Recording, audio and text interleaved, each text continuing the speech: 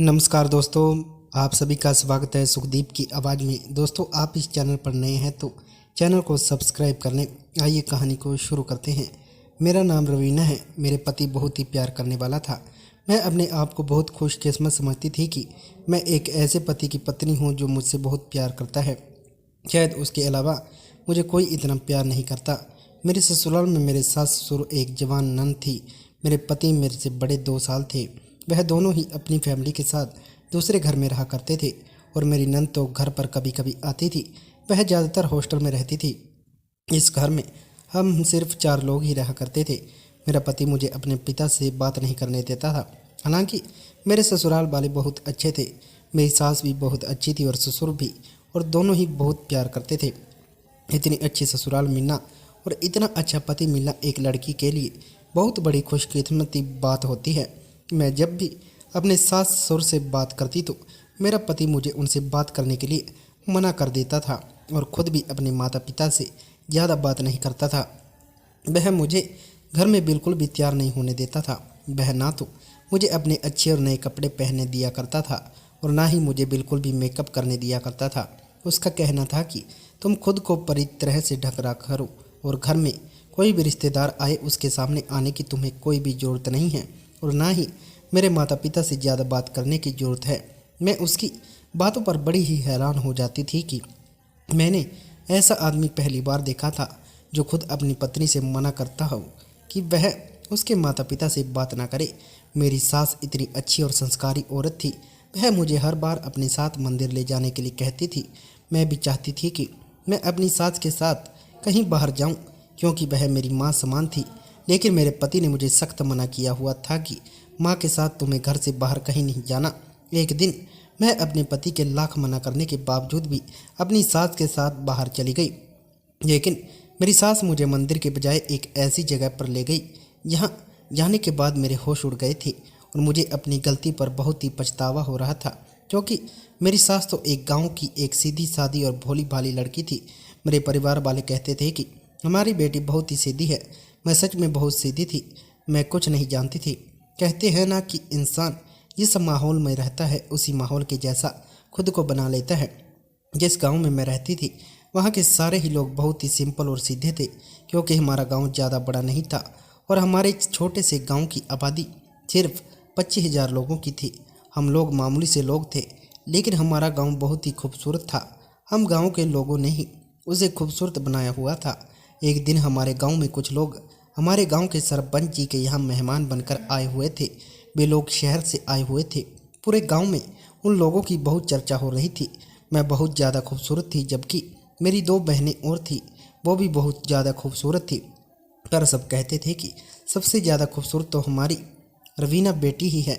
मेरे 2 भाई थे और दोनों ही पिताजी के साथ खेती बाड़ी किया करते थे। हमारे गांव में ज़्यादातर खेती बाड़ी का ही काम होता था। गांव में सरपंच जी के यहाँ जो मेहमान आए थे वह हमारे गांव के सरपंच के यहाँ कुछ दिन रहने के लिए आए थे और इसी तरह वह हमारे गांव में भी जगह जगह टहल रहे थे। शहर के लोग हमारे गांव की खूबसूरती देख रहे थे। उनको हमारा गांव बहुत ही पसंद आया था। वो 4 लोग थे, क्योंकि गांव के सरपंच जी का एक बेटा शहर में भी पढ़ाई किया करता था और वह 4 लड़के उसी के दोस्त थे। उनमें से एक लड़का था दीपक, जिसने मुझे गांव के बाग में टहलते हुए देख लिया था। मैं वहां पर अपनी सहेलियों के साथ ही और झूला झूल रही थी। मेरी उम्र 20 साल थी, जबकि दीपक की उम्र 28 साल थी। हम गांव की लड़कियां इन लोगों के बारे में बातें कर रहे थे कि यह शहर के लड़के हमारे गांव में आखिर क्या करने आए हैं। फिर मुझे मेरी एक सहेली ने बताया कि सरपंच जी के बेटे के दोस्त हैं और यहाँ पर घूमने के लिए आए हैं। मैंने उनसे कहा कि यह लोग मुझे इतनी घूर घूर कर क्यों देख रहे हैं। हम लड़कियों को यह बात अच्छी नहीं लगी, इसलिए हम लोग बाग से अपने घर वापस आ गए थे। हमारे गांव में लड़कियां लड़कों से दोस्ती नहीं करती थी और ना ही उनसे ज़्यादा बातचीत करना पसंद करती थी। फिर धीरे धीरे मेरा सामना दीपक से कई बार हुआ। दीपक को ना जाने मेरे अंदर क्या नज़र आता था कि वो मुझे बड़ी प्यार भरी नज़रों से देखा करता था।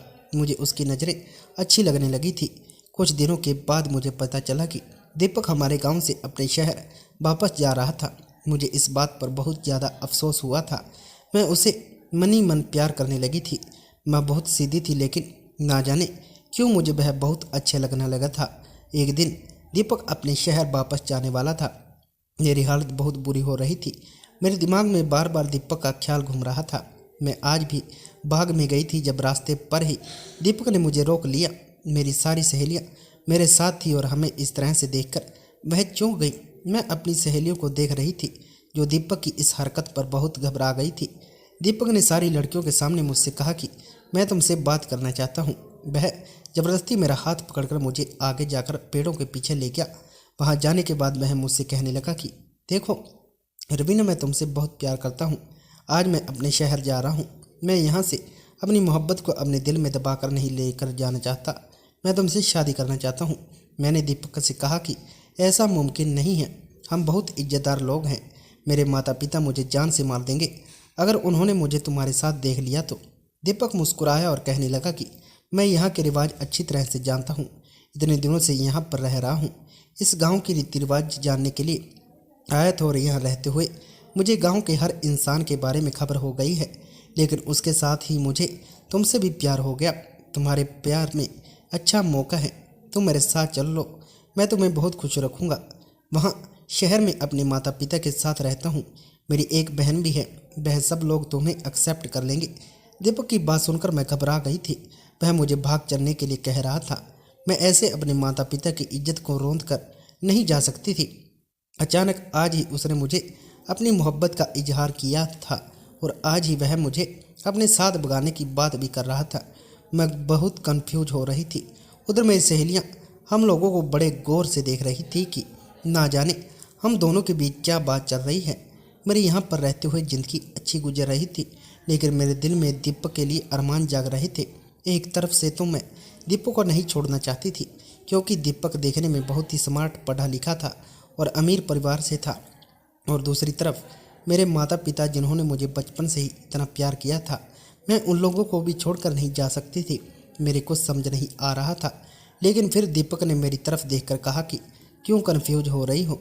तुम्हें माता पिता हमारी शादी के लिए नहीं मानेंगे, इसलिए मैं तुमसे कह रहा हूँ कि मेरे साथ चलो। जब शादी करने के बाद हम लोग यहाँ पर आएंगे तो तुम्हारे माता पिता खुशी खुशी मान जाएंगे। शादी करने के बाद कोई भी माता पिता अपने बच्चों से नाराज़ नहीं होते, और फिर नाराज़गी भी कुछ ही दिनों की होती है, उसके बाद सब कुछ ठीक हो जाता है। दीपक की बात मेरे दिमाग में अच्छी तरह से बैठ गई थी, इसलिए मैंने ठान लिया था कि अभी और इसी टाइम मैं दीपक के साथ चलती हूँ। बाद में तो सब कुछ ठीक हो जाएगा। मैं बहुत सीधी थी और आज यही सीधापन मुझे ले डूबा था। मैं अपनी सहेलियों की नज़र से बचकर पेड़ों को पीछे से ही दीपक के साथ उसकी गाड़ी में बैठकर शहर भाग आई थी। दीपक के बाकी दोस्त पहले ही जा चुके थे। जब गांव में यह खबर फैल गई कि ना जाने वहां के लोगों का और मेरे माता पिता का क्या रिएक्शन हुआ था। दीपक के दोस्त ने उसे बता दिया था कि गांव वाले जान गए हैं। मैं सरपंच जी के बेटे के दोस्त के साथ शहर भाग गई हूँ, लेकिन हमारे गांव से कोई भी लड़की अगर भाग जाती थी तो वह दोबारा गांव में कदम नहीं रखा सकती थी। इसलिए मेरे घर वालों ने मुझे ढूंढने की भी कोशिश नहीं की, क्योंकि उन्हें पता था कि मैं कहाँ पर हूँ। लेकिन वह लोग मुझसे बहुत नाराज़ हुए थे। उन लोगों ने मुझसे सारे संबंध खत्म कर दिए। फैसला कर लिया था। ऐसा करने पर मेरा दिल तो बहुत दुखा था, लेकिन मैं अपनी ज़िंदगी को शहर में जाकर शुरू करना चाहती थी। दीपक के माता पिता ने भी मुझे एक्सेप्ट कर लिया था। उन लोगों को मैं बहुत पसंद आई थी। मैं बहुत ही खूबसूरत थी, इसलिए उन लोगों ने दीपक से कुछ नहीं कहा था और खुशी खुशी मेरी उसके साथ शादी करवाकर मुझे अपने घर की बहू बना लिया था। लेकिन मैंने नोटिस किया था कि दीपक के माता पिता बहुत अच्छे थे। दीपक से बहुत अच्छे तरीके से बात किया करते थे। उसकी एक जवान बहन भी थी, वह हॉस्टल में रहती थी। दीपक मेरे सास ससुर से किसी से भी कोई बातचीत नहीं कर रहा था, यहाँ तक कि उसकी बहन ने भी उसे मैंने कॉल पर बातें करते हुए नहीं देखा था। ऐसा लग रहा था कि वह उनसे नाराज़ है, हालांकि नाराज़ तो उसके माता पिता को होना चाहिए था। फिलहाल मेरी ज़िंदगी मेरे ससुराल में बहुत अच्छी गुजर रही थी। दीपक मुझसे बहुत ही प्यार करता था। मुझे यहाँ पर आए हुए एक हफ्ता गुजरा था। दीपक मुझे अभी तक कहीं पर लेकर नहीं गया था। एक दिन मेरी सास कमरे में आई और कहने लगी कि कल हमारे रिश्तेदारों को यहाँ शादी है, कल तुम तैयार रहना, हम सब लोग वहाँ जाएंगे। मैं बहुत खुश हो गई थी क्योंकि मेरी सास ने मुझे मुँह दिखाई पर बहुत सारी ज्वेलरी गिफ्ट की थी। अभी तक मैंने उनको पहना भी नहीं था। मैं खुश हो रही थी कि कल जब हम लोग शादी में जाएंगे तब मैं यह सब पहनूंगी। मैं चाहती थी कि मैं सबसे ज़्यादा खूबसूरत लगूं। इसलिए मैंने सोच लिया था कि मैं अपनी मुंह दिखाई पर दी जाने वाली सारी ज्वेलरी और मेरे पति ने जो मुझे शादी की पहली रात डायमंड की अंगूठी गिफ्ट करी थी वो सब कुछ पहन जाऊंगी। सब लोग मुझे देखते ही रह जाएंगे। शादी में किसी के पास भी अच्छी अच्छी महंगी ज्वेलरी नहीं होगी। वहाँ पर तो मेरी खूब तारीफ होगी। फिर अगला दिन भी आ गया था। तैयार होने के बाद मैं जैसे ही वह ज्वेलरी पहनने लगी तो उसी टाइम मेरा पति कमरे में अंदर आ गया था और देखते ही हैरान होकर चिल्लाने लगा, कहने लगा कि तुम यह क्या कर रही हो रवीना, यह सब तुमने क्यों पहन रखा है, उतारो जल्दी से इन सबको। मेरा पति बहुत ज़्यादा गुस्से में लग रहा था। उसकी ऐसी हालत देखकर तो मैं हैरान रह गई थी कि इसमें ऐसी भी कोई बड़ी बात नहीं थी। मैंने ज्वेलरी ही तो पहनी थी, कोई गलती तो नहीं की थी जो मेरे पति अचानक इतने गुस्से में हो गया था। मैंने अपने पति से कहा कि आखिर इतना गुस्सा होने वाली भी क्या बात है। मेरे पति एकदम नरम हो गए थे और कहने लगे कि तुम्हें पता तो है कि आजकल के हालात कैसे हैं, तुम कोई आर्टिफिशियल ज्वेलरी पहनकर चली जाओ। मैंने अपने पति को मासूम नज़रों से देखा और कहा, यह आप कैसी बातें कर रहे हो, आज हमें शादी में जाना है, वहाँ पर आर्टिफिशियल ज्वेलरी पहनकर जाऊँगी तो मेरी कितनी बेइज्जती होगी, जबकि सबको पता है कि मेरी शादी कितने अमीर आदमी से हुई है। दीपक कहने लगा कि तुम समझ नहीं रही हो, मैं नहीं चाहता कि कोई यह जेवर देखे क्योंकि यह बहुत महंगे हैं और किसी भी नीयत इन पर खराब हो सकती है। तुम मेरी बात को मानो, यह जेवर पहनकर मत जाओ। अपने पति की बात किसी भी हाल में नहीं मानना चाहती थी, मगर उन्होंने ज़बरदस्ती मेरे हाथ से वह सारे जेवर छीन लिए और कहने लगा कि तुम्हें जेवर पहनने का बहुत शौक़ है तो घर में पहनो, मैं कुछ नहीं कहूँगा, लेकिन एक बात याद रखो, जब भी तुम घर से बाहर निकलो तो तुम कभी भी किसी भी फंक्शन या किसी भी मौके पर इन जेवर को नहीं पहनोगी। यह मैं तुम्हें पहली और आखिरी बार समझा रहा हूँ। मेरा पति यह कहकर कमरे से बाहर चला गया था, जबकि मैं तो उलझन का शिकार हो रही थी कि आखिर दीपक ऐसा क्यों कह रहे हैं। वह कहीं कंजूस तो नहीं, वैसे तो वह काफ़ी अमीर है और हर दिन मुझे सोने या हीरे की कोई ना कोई चीज़ देते रहते हैं। मेरी शादी को भले ही अभी एक हफ्ता हुआ था, लेकिन इस एक हफ्ते में मेरे पति ने मुझे काफ़ी सारे जेवरात दे दिए थे, जबकि मेरी सास ने मुझे अपने ख़ानदानी जेवर दिए थे। जब दूसरों को दिखाने की बात और अपना स्टेटस शो करने की बात होती है तो मेरा पति मुझे मना कर दिया करता था। हालांकि मैंने कई बार कहा कि मुझे कहीं जाने पर तो यह सब कुछ पहनने दिया करो, लेकिन वह नहीं मानता। कहता था कि यह सिर्फ मेरे और तुम्हारे लिए है और यह तुम सिर्फ घर में ही पहनोगी। लेकिन मुझे समझ नहीं आती कि वह ऐसा क्यों कहते हैं। मेरी नई नई शादी थी और मैं अपने पति के बारे में कुछ भी नहीं जानती थी। मैंने उसके कहने में आकर शादी की थी। वो एक अच्छा इंसान था। उसने कहा था कि वह मुझसे प्यार करता है। मैं तो उसके भी पूरी तरह से नहीं जानती थी और ना ही उसके माता पिता को या उसकी फैमिली बैकग्राउंड कैसा था। मैंने तो कुछ भी जानने की कोशिश नहीं की थी। बस उस दिन उसकी बातों में आकर मैं अपने गांव से भाग आई थी, लेकिन मुझे भी वो पसंद था।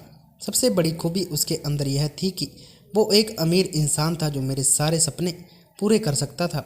और फिर उसने मुझे खुद ही पसंद तो किया था, इसलिए तो मैंने अपने घर वालों के खिलाफ जाकर उससे शादी कर ली। और मेरी शादी को अब लगभग 15 दिन बीत चुके थे। हमारे गांव में जब अमीर लड़के घूमने के लिए आते थे तब मैं उनको देखकर यही सोचती थी कि इनमें से कोई एक अमीर लड़का हो जो मुझे भी पसंद कर ले और मुझसे शादी कर ले, क्योंकि हमारे गांव में सारे ही साधारण और गरीब लोग रहते थे जो अपनी इस गरीबी भरी ज़िंदगी में बहुत खुश थे। लेकिन मैं शहर के लोगों को देखकर बहुत खुश हो जाया करती थी और यही सोचती थी कि शहर के लोगों की ज़िंदगी बहुत अच्छी होती है। इसलिए मेरी हमेशा से यही चाहत थी कि मेरी शादी भी शहर के ही किसी अमीर और हैंडसम लड़के के साथ हो जाए। भगवान ने शायद मेरी इस प्रार्थना को जल्द ही कबूल कर लिया था। लेकिन मुझे आज भी अपने माता पिता की बहुत याद आती है। उनमें से किसी ने मुझसे बात करने की कोशिश भी नहीं की। मैं भी उनसे बात करती तो किस मुँह से करती, क्योंकि मैंने इतना बड़ा कदम उठाया था। मैंने अपने माता पिता का दिल दुखाया था, पर मुझे खुशी इस बात की थी कि मैं अपने ससुराल में बहुत ज़्यादा खुश हूँ। मेरा पति मुझसे बहुत प्यार करता है। गांव से शहर आते समय मेरा दिल धड़क रहा था और मैं रास्ते में यही सोच रही थी, क्या मैंने दीपक के साथ आने का फैसला सही किया था या नहीं। लेकिन फिर मैंने सोच लिया था कि मुझे अपनी किस्मत आजमानी चाहिए। और शादी की पहली रात ने मुझे अपने इस फैसले पर गर्व भी हुआ था। जब मेरे पति ने मुझे मुँह दिखाई डायमंड की अंगूठी दी और सोने का सेट दिया था, इतना महंगा गिफ्ट जो मैंने पहली बार ज़िंदगी में देखा था। और फिर मैंने ससुराल वालों ने भी मुझे खुशी खुशी एक्सेप्ट कर लिया था। यहाँ आने के बाद मेरे तो पैर ज़मीन पर नहीं थे। तब तो सब कुछ अच्छा चल रहा था, लेकिन अब जो मेरा पति मेरे साथ यह सब कुछ कर रहा था, इस बीच हम दोनों के बीच थोड़ी बहुत नोक झोंक भी शुरू हो गई थी। वह सिर्फ इसी वजह से कि मैं उसके दिए हुए जेवर को कहीं पहन कर ना जाऊं, और उन्होंने मुझसे इस बात से साफ इनकार कर दिया था। मैंने खुद को ठंडे दिमाग से समझाया कि मुझे उनसे लड़ाई नहीं करनी चाहिए और जो भी बात की सुकून से सुननी चाहिए थी, यही मेरे लिए बेहतर होगा। इसलिए मैंने उनसे लड़ाई करना ठीक नहीं समझा। उस दिन तो मैं शादी में नहीं गई थी, लेकिन आज हमें कहीं दूसरी जगह इनविटेशन आया हुआ था। आज भी मेरे अपने पति से इस बात पर बहस हुई थी, पर मैंने खुद को जैसे तैसे समझा लिया था और फिर हम दोनों पति पत्नी शादी में चले गए थे। यह दिन तो अच्छे से गुजर गया था और मैंने इस बात का बहुत ज़्यादा बढ़ावा नहीं दिया था, क्योंकि मैं हरगिज भी अपने पति के साथ झगड़ा करके अपनी शादीशुदा ज़िंदगी को ख़राब नहीं करना चाहती थी। बड़ा सा घर था, गाड़ी थी और जो मैं अपने पति से मांगती हूँ वह सब कुछ मुझे मिल जाता था। लेकिन कुछ ही दिनों के बाद फिर से वही मैटर हो गया था। थोड़े दिनों के बाद मैं मार्केट जाने के लिए तैयार होने लगी तो मैंने सोचा कि अपने कानों में सिंपल से गोल्ड की ईयररिंग पहन लेती हूँ। मैंने तो पहले से एक अच्छी सी साड़ी निकाली और उसके साथ अच्छा सा मेकअप करके अच्छी तरह से तैयार होकर घर से निकली। तब भी अचानक मेरा पति घर के अंदर आ गया और मुझसे कहने लगा कि तुम इतनी तैयार होकर कहाँ जा रही हो और तुमने यह गोल्ड के ईयररिंग क्यों पहने हुए हैं। मैंने अपने पति से कहा कि यह तो सिंपल सी ईयररिंग है, इसको पहनने में भी क्या प्रॉब्लम है। मेरा पति कहने लगा कि मैंने तुमसे कहा है ना कि तुम्हें जो भी कुछ पहनना है आर्टिफिशियल पहनना है, गोल्ड या डायमंड की कोई भी चीज़ पहनकर घर से बाहर नहीं निकला करो। मुझे पता था कि मेरा पति कहेगा कि इन ईयररिंग को उतार कर ही घर से बाहर जाओ। मैंने उनके कहने से पहले ही ईयररिंग उतार कर उनके हाथ पर रख दिए थे, मगर मुझे हैरानी तब हुई थी जब मेरे पति ने मुझे बाजू से पकड़कर रोकते हुए कहा कि तुम यह अपनी नाक में गोल्ड की नोज रिंग पहनकर भी घर से बाहर नहीं निकल सकती। मैंने चिल्लाकर अपने पति से पूछा कि अब इस छोटी सी सोने की नथ में क्या परेशानी है। अब तो मैंने सारे ही जेवर उतार दिए हैं जिनके पहनने से आपको प्रॉब्लम होती थी, लेकिन मैं अपनी नाक में छोटी सी नथ तो पहन सकती हूँ। मेरे पति कहने लगा कि मैंने तुम्हें कितनी बार मना किया है कि तुम सोने की कोई भी मामूली सी चीज़ पहनकर घर से बाहर नहीं निकल सकती, और तुम घर से बाहर क्यों जा रही हो और क्या करने जा रही हो। चलो घर के अंदर जाओ। अपने पति की बात सुनकर मेरा सारा मूड खराब हो गया था। मैं खामोशी से घर के अंदर आ गई थी। अब जिस तरह से दिन गुजर रहे थे, मुझे अपने पत्नी पर गुस्सा आ रहे लगा। मोहन ने दीपक से शादी करने के बाद बहुत बड़ी गलती कर दी। दीपक के अंदर सारी बहारी बहुत अच्छी थी, मगर जहाँ ज्वेलरी की बात आती थी वह वहाँ मुझसे बहस पर अड़ जाता था और किसी भी हाल में मुझे ज्वेलरी पहनकर घर से बाहर नहीं निकलने देता था। पता नहीं वह ऐसा क्यों करता था। मैं यह सब कुछ सोच सोच कर कन्फ्यूज हो रही थी। अगर उस जेवर से इतनी ही प्रॉब्लम थी तो फिर वह मुझे हर दूसरे तीसरे दिन कोई ना कोई सोने की चीज़ क्यों ला कर देता था। मेरे काफ़ी सारा जेवर इकट्ठा हो गया था। मेरा पति मुझे हर दूसरे तीसरे दिन सोने का नया सेट या कोई अंगूठी लाकर दे दिया करता था, पर उनको पहनने की परमिशन नहीं देता था। मुझे इस बात पर बहुत गुस्सा आता था कि वह मुझे जब यह सब कुछ पहनने नहीं देता तो फिर लाकर ही क्यों देता है। मैं जब अपने पति से इस बात की बहस पर उतर आई तो वह कहती हैं कि अगर तुम इन सबको पहनकर बाहर गई तो तुम नहीं जानती कि तुम्हें कितना बड़ा खतरा हो सकता है, और यह सब मेरे लिए भी अच्छा नहीं है। मैं तुम्हें भी खुलकर कुछ नहीं बता सकता। मुझे लगा कि मेरे पति को शहर में होने वाली वारदातों का डर है, क्योंकि मैंने सुना था कि शहर में चोरियां बहुत होती हैं, लेकिन कोई दिन दिहाड़े तो हमें लूट कर नहीं ले जा सकता। चोर को अगर चोरी करनी होगी तो वह हमारे घर भी आकर हमारा सारा जेवर चोरी करके ले जा सकता है। जरूरी तो नहीं था कि मैं जब जेवर घर के पहनकर निकलती तभी वह चोरी होने। मेरे पति घर में अपने माता पिता से कोई भी बातचीत नहीं करता था। मैंने कई बार इस बारे में अपनी सास से पूछने की कोशिश भी की, पर मुझे किसी न किसी नई बात में और मेरे दिमाग में इस सवाल को निकाल दिया करती थी। मेरी बाहर पढ़ने वाली ननद बहुत अच्छी थी। वह मुझसे कॉल पर बातें भी कर लिया करती थी, मेरे हालचाल के बारे में भी पूछती थी। एक बार मैंने उसे इस सब के बारे में बता दिया था तो वह थोड़ी कन्फ्यूज हुई, लेकिन उसने मुझे बताया कि भैया मुझसे भी ज़्यादा बातचीत नहीं करते, हालांकि मैं उनकी इकलौती बहन हूँ, पर भैया के बिहेवियर को आज तक कोई नहीं समझ पाया। आप बहुत लकी हो जिसको भाई ने पसंद किया। मेरे भैया बहुत अच्छे इंसान हैं, लेकिन वह आपको सोने के जेवरात पहनकर घर से क्यों नहीं निकलने देते, इस बारे में तो मैं भी नहीं जानती, क्योंकि मैं काफ़ी सालों से यहाँ पर रह रही हूँ, इसलिए मुझे घर के बारे में कुछ नहीं पता। जितनी बात मेरी मम्मी पापा होती हैं उतनी ही बातें मुझे पता होती हैं, बाकी मैं कुछ नहीं जानती। मैं अपने पति से नाराज़ हो गई थी कि भला यह क्या बात हुई। मेरा पति जब रात को मेरे लिए सोने की कोई नई चीज़ लेकर आता तो मैं उसे इनकार करने लगी। मैंने उनसे कह दिया था कि मैं यह सब सामान नहीं ले सकती जब तक आप मुझे इनको पहनने की परमिशन नहीं दे देते। तो मेरे पति मेरी इस बात पर खामोश हो गए थे और उन्होंने कहा कि रवीना, मैं तुमसे बहुत प्यार करता हूँ, बस इस बात पर मजबूर हूँ। मैं नहीं चाहता कि इस बात पर बहस बढ़े और हम दोनों का रिश्ता खराब हो जाए। देखो, मैंने तुम्हें अपनी मेहनत की कमाई से यह सारा जेवर बनवा कर दिया है, इसको तुम अपने पास संभाल कर रखो, यह मुश्किल वक्त में हमारे लिए काम आएगा। मैंने अपने पति से कहा, मेरे पास काफ़ी सारा जेवर इकट्ठा हो गया है, अब मुझे ज़रूरत नहीं है। और फिर आपकी मम्मी का भी काफ़ी सारा ख़ानदानी जेवर था जो उन्होंने मुझे दे दिया। मेरा पति कहने लगा कि वह उनका ख़ानदानी जेवर नहीं था, वह मैंने ही उनको अपनी मेहनत की कमाई से ला कर दिया था। उनके पास भी सोने के जेवरात ज़्यादा इकट्ठा हो गए थे, इसलिए उन्होंने थोड़े से तुम्हें दे दिए। लेकिन मैं यह सोच रही थी कि आखिर मेरा पति ऐसा क्या काम करता है कि वह हर दिन नए सोने की चीज़ लेकर आता है, मुझे तो देता ही है, साथ ही साथ उसने अपनी माँ को भी जेवर इतना बनवाया हुआ है कि उनके पास भी उसको रखने के लिए जगह नहीं है, और वह झूठ बोलकर यह सब कुछ मुझे दे रही है।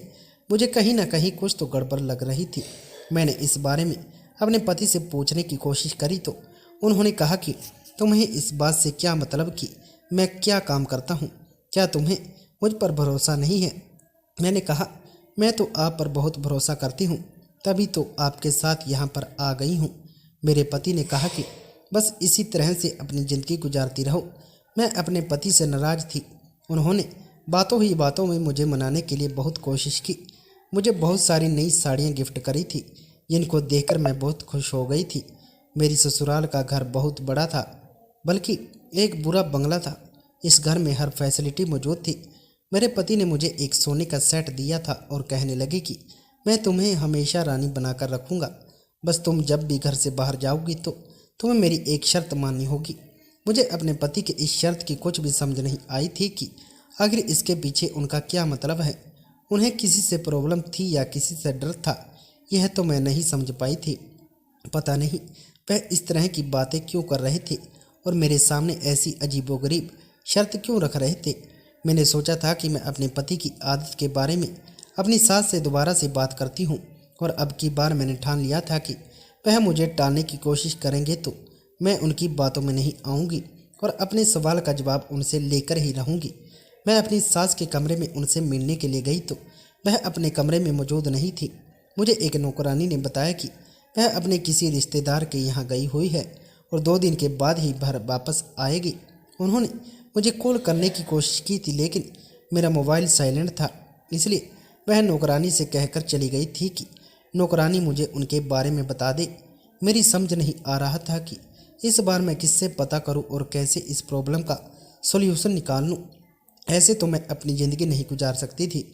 मेरे पति की यह बहुत अजीब हरकत थी कि वो मुझे एक एक चीज़ देकर मेरा मन ललचाता रहता और फिर उसी चीज़ को मेरे मन से दूर करने की कोशिश भी करता था।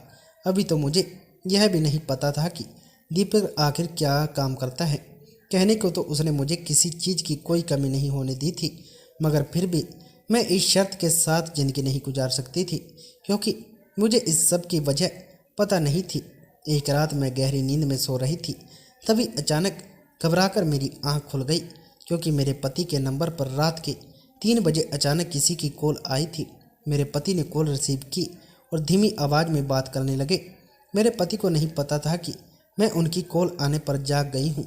मैं ऐसे रिएक्ट कर रही थी जैसे मैं अभी गहरी नींद में सो रही हूँ और मुझे कुछ पता नहीं चला। मेरे पति किसी से कह रहे थे कि आज मैं बहुत थका हूँ, आज मैं नहीं आ सकता, कल किसी बड़ी जगह हाथ मारेंगे। और फिर इसके बाद मेरे पति ने ना जाने 5 मिनट तक धीमी आवाज़ में बात करी थी। उसके बाद कॉल कट हो गई और मेरा पति सो गया था।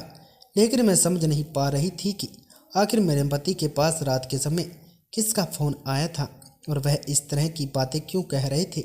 सो गई थी, लेकिन मैं सुबह भी इस बात को सोच सोच कर परेशान हो रही थी। अगली रात फिर से अचानक रात के समय मेरी आंख खुल गई, लेकिन मैंने जैसे ही अपने बिस्तर पर पलट कर देखा, मेरा पति बिस्तर पर मौजूद नहीं था। मुझे लगा कि शायद वह वॉशरूम में होंगे, लेकिन वह तो वॉशरूम में नहीं थे। मेरा पति क्या करता है, फिर रहा है, मुझे कुछ भी समझ नहीं आ रहा था। मैं गहरी नींद में सो गई थी, लेकिन अगली सुबह जब मेरी आंख खुली तो मेरा पति बिस्तर पर मौजूद था और फिर दोपहर के टाइम पर उन्होंने मुझे एक सोने की चैन गिफ्ट करी थी, जिसे देखकर मैं हैरान रह गई थी कि मेरा पति यह सोने की चैन कब लेकर आया।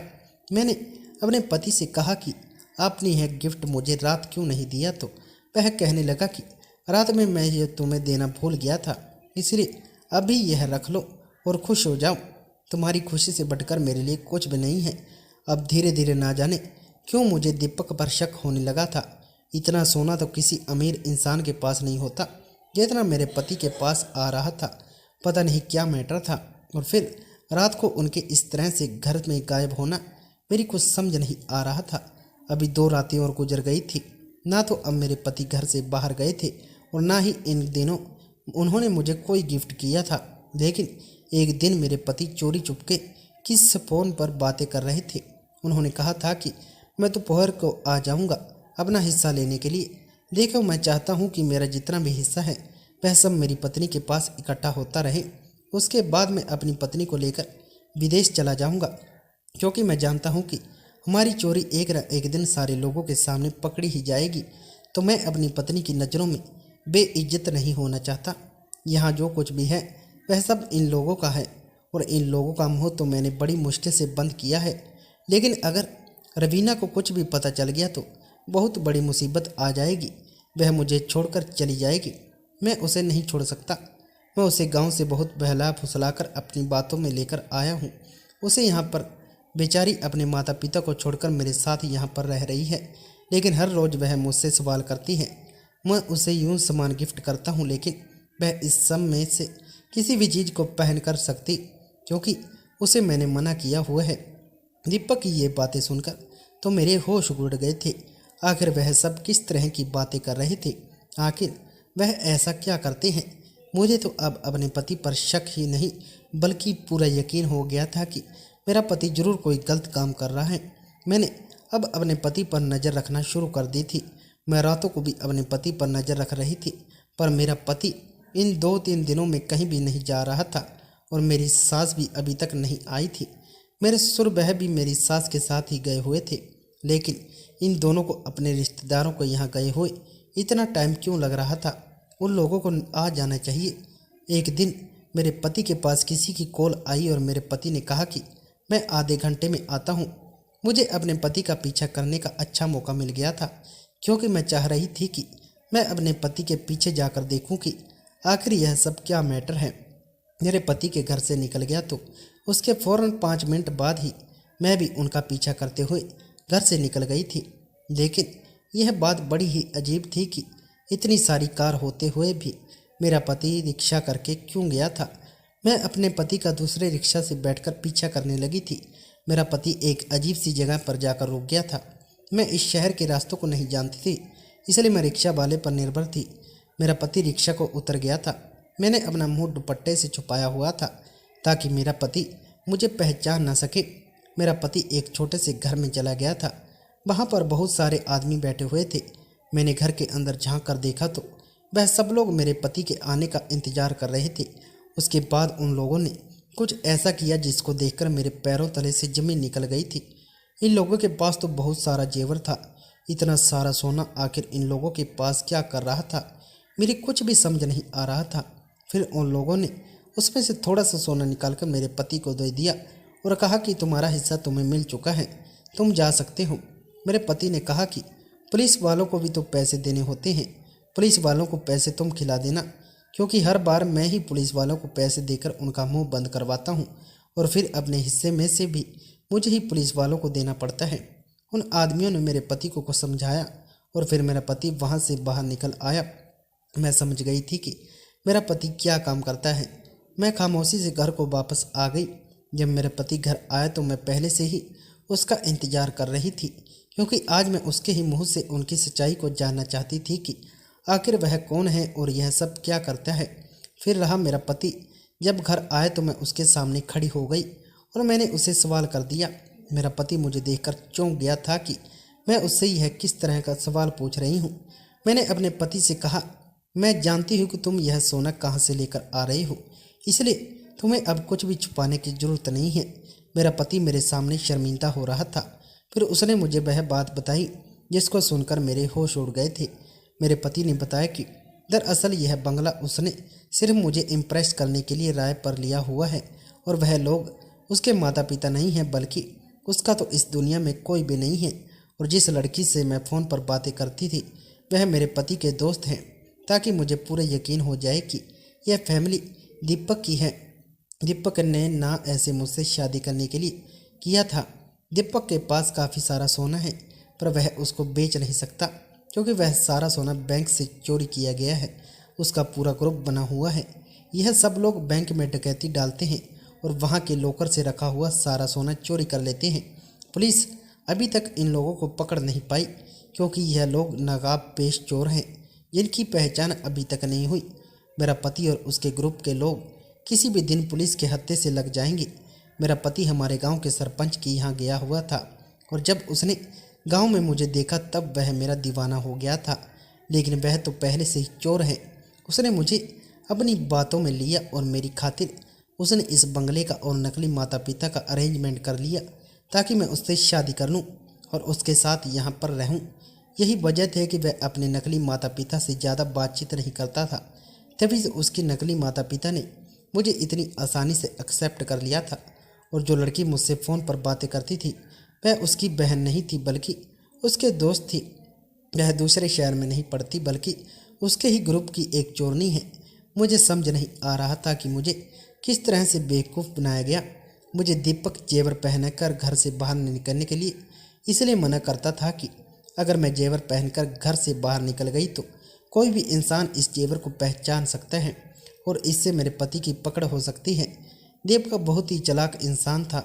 उसने मुझे शादी के 2 महीने तक बेवकूफ़ बनाया। अब उसके पास काफ़ी सारा जेवर इकट्ठा हो गया था और उसने अपने नकली माता पिता बनाए थे। उनको भी उसने चोरी किया हुआ ही सामान गिफ्ट किया था, ताकि वह लोग उसकी बातों में आ जाएं और उसके माता पिता बनने के लिए एक्टिंग करें। लेकिन जब उन्हें पता चला कि चोरी का माल है तब उन्होंने अपना सारा जेवर मुझे दे दिया और ख़ुद यहाँ से बहाना बनाकर चले गए। उन लोगों के अंदर हिम्मत नहीं थी कि वह पुलिस में दीपक और उसके ग्रुप की रिपोर्ट दर्ज करवा सकते, क्योंकि दीपक बहुत खतरनाक है और उसने उन दोनों को मुंह खोलने पर जान से मारने की धमकी भी दी थी। इसलिए वे लोग बहाना बनाकर यहाँ से भाग गए। दीपक नहीं चाहता था कि मुझे इस सब के बारे में पता चले, लेकिन मैं अपना काम कर चुकी थी। जब मैं दीपक की सच्चाई देखकर घर आई थी तो घर आते ही मैंने सबसे पहले पुलिस को कॉल करके सब कुछ बता दिया था।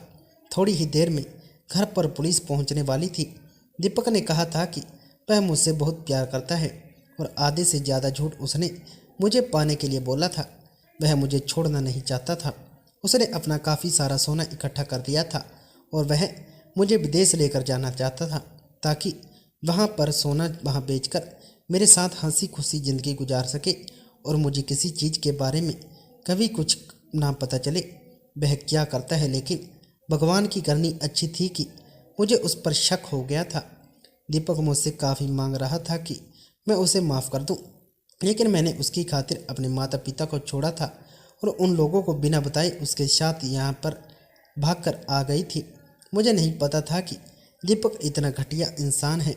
पुलिस ने दीपक को अरेस्ट किया और साथ ही साथ उसके ग्रुप के सारे लोग भी अरेस्ट हो गए थे जो बैंक में डकैती डालते थे।